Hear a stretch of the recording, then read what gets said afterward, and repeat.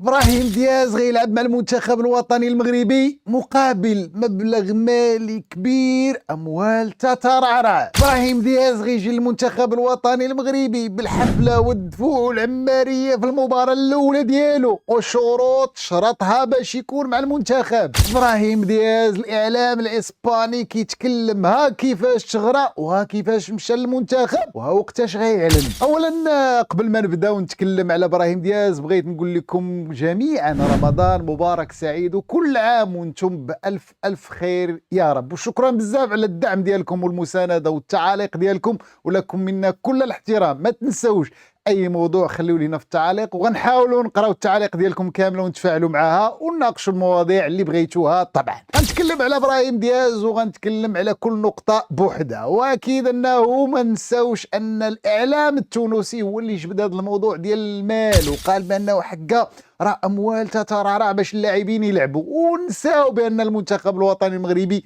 او القميص ديال المنتخب الوطني المغربي عنده القيمه ديالو، ونساو بانه لاعبين كبار جاو لعبوا بالمنتخب الوطني المغربي وهزوا هذاك القميص الغالي، ما كيتسناوش المقابل المادي. واش ابراهيم دياز او السي ابراهيم اليس ابراهيم في ريال مدريد غيتسنى تعطيه الفلوس باش يجي؟ الاعلام التونسي. نقطه اخرى، والناس اللي كيتكلموا على حفله وكل شيء كيتسنى انه غيديروا ليه بزاف د الحوايج باش، لا ما كاينش شيء من هذا الشيء.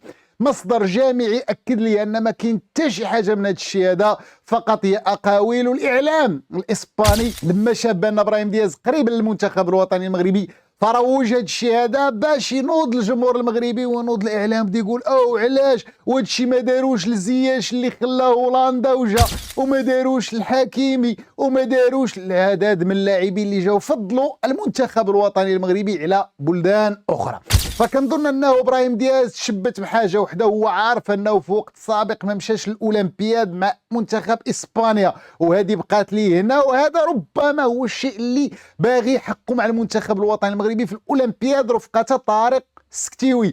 ضيف الى ذلك انه يطمح لانه هو اللي يحمل رقم 10، وكنعرفوا انه المنتخب الوطني المغربي فرقم 10 اللي كاين دابا هو حارث، وهذا ما كنظنش انه مشكل لان اللي جا غيعطي الاضافه للمنتخب الوطني المغربي. نقطه وحده اللي انا ثارت انتباهي، كل شيء كيتكلم على ابراهيم دياز وعلى رحيمي اللي كيتالق في العين ما ندويش عليه، ولا لاعبين اخرين اللي كيتالقوا ما ندويش عليهم. فاتمنى ان ما نشوفوش فقط ابراهيم دياز، وما نشوفوش ان ابراهيم هو اللي غيجيب لينا لاكوب بوحدو، لا، اللي خاصو انه تكون مجموعه وتكون رؤيه وتكون ان الطريقه باش غيمشي ولا بالطريقه باش غيلعب المنتخب الوطني المغربي تتماشى مع المجموعه مع الجروب.